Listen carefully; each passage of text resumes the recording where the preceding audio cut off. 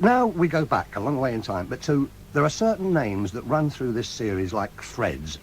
They turn up again and again and again. And this is Rob Wilton. Now, he goes back to the 30s. Why him? Well, again, because it's very funny, I never saw Rob Wilton live. I've heard lots of clips of him. But here again, it is the first time, I think, that pauses. He uses silence. A lot of pauses, yes. And you can visualise his face. Yes, his very funny tortured face, and the confusion and the general, oh God, I don't know what. Well, we got a little bit, which is a gem from the Fire Brigade sketch. Quick, please come at once. There's a house on fire. A house on fire? House on... Just a minute, lady. Just a second. House on fire. Where's the pen? It's down... House on fire. What's the address, lady? What address? Grimshaw Street. Grimshaw Street. Now, wait a minute. I know it as well as can be. And I can't just place it. Grimshaw Street. Now, where... It's next... No, don't tell me. Let me try to think of it. Myself, Grimshaw Street. It's next to Whiteley Street. Next to what? Oh, I know it as well as can be. Next to what? What's the number, lady? What number? 78. 78. I see the meat ration goes up to 1 and 8 in August again. Oh, do please hurry. All right, lady, just a minute. There's a form to fill in yet. I mean, oh, what the devil have they done with those? Well, they can leave nothing alone in this place. Keep those kids out of here altogether. Chewing gum all over the place. Here we are, lady, here we are. Now, state whether applicant is married or single. Are you married, or have you heard of anything? Or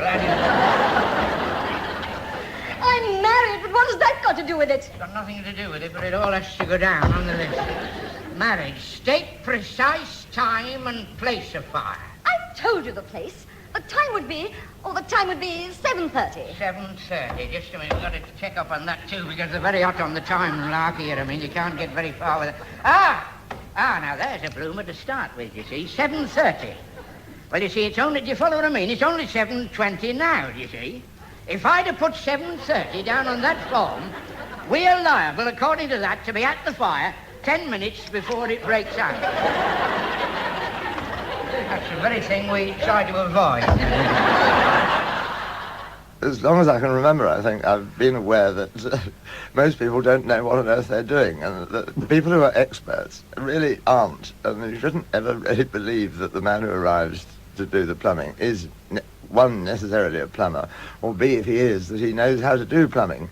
They're quite often just stalling for time. Yes, but I gather, I never met him, but I gather he was a brilliantly funny man off as well. I mean, I don't know if it's been told on air before, but do you know the story about him and the Duke of Edinburgh? No. They opened an extension at the Green Room Club, I think it was, bar. And the Duke of Edinburgh was invited to declare the opening, and Wilton was there, a very old man, sitting in an armchair, and they had a great night, and drinks were passed here and there, and large scotches were passed to Rob, sitting in the chair. At 2 o'clock in the morning, the barman said, "I'm sorry, gentlemen, Your Royal Highness, much as I would love to serve you, it's against the law. 2 o'clock, the shutters come down, and that's it." And the Duke of Edinburgh, who'd been enjoying himself thoroughly, said, "Well, where do we go from here?" And a voice from the armchair said, "Let's get a crate of brown and go back to your place." Lovely man. Now, we come on to the gentleman that you mentioned before, Kenny Williams. Now, you were very fond of Kenny, weren't you? I was. He was tremendously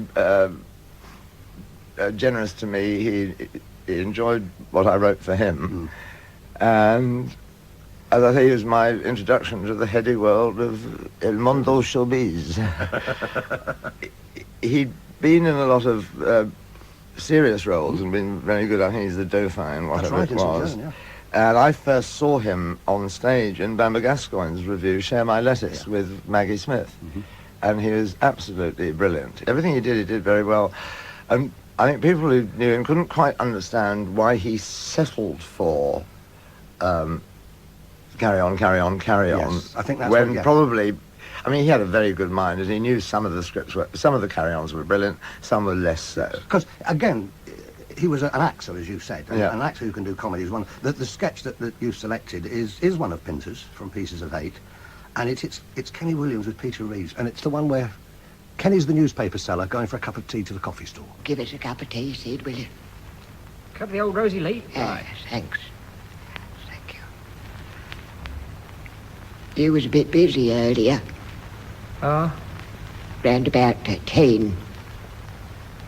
10, was it? About then, yes. I passed by here about then. Oh, yes. Yes. I noticed you was doing a bit of trade. Yes, trade was very brisk here about 10. Yes. I noticed. I sold my last one about then. About 9:45. Sold you last then, did you? Yes. Evening news it was. Went about 20 to 10. It is. You could play that to somebody, and they would accept that it was a section from one of Harold Pinter's plays. Yeah, it would be somewhat baffling Yes. to people unaware that there used to be 3 evening newspapers in London.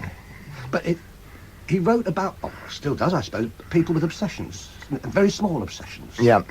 And you kept going back to them and back to them and picking them and examining them. And a lot of people attempt to analyse Pinter and say, well, what is it? And he always very rightly, I think, refuses to say because, you know, it's very good theatre. Yes, it is.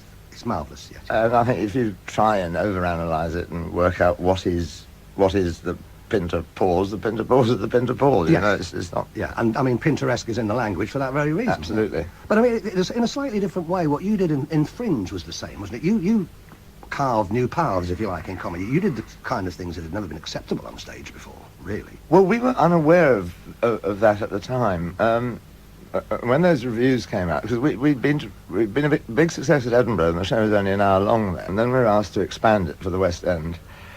And the date before London was in Brighton, where really the only sound was not applause, but with people leaving the theatre and muttering darkly about what an absolute load of rubbish the whole thing was. So we didn't arrive with tremendous confidence, but I still thought the show was very good and very funny. But we just wrote about the things which amused and or annoyed us. Yeah, I mean, 'cause, you say Brighton. That sketch you did about the few must have caused a furore down in Brighton, I would have thought. It did, and our defence of it, apart from it being very funny, we were not mocking anybody who'd been brave during the war, and God knows nobody would, in their right mind, wish to do that. It was just the movies that had I was been going to made. say, to me, Yeah. you were taking Mickey out of all those dire British movies. And of course the other one that seemed to displease people was the physically challenged Tarzan. Well, it didn't... I wrote that when I was about 18. I don't think I've ever written anything better. I mean, I don't know where it came from, this idea of a Unidexter applying for the job of Tarzan with this very polite agent who circles around the subject. And is forced to say in the end That you have only one leg. I've got nothing against your right leg. The trouble is, neither have you.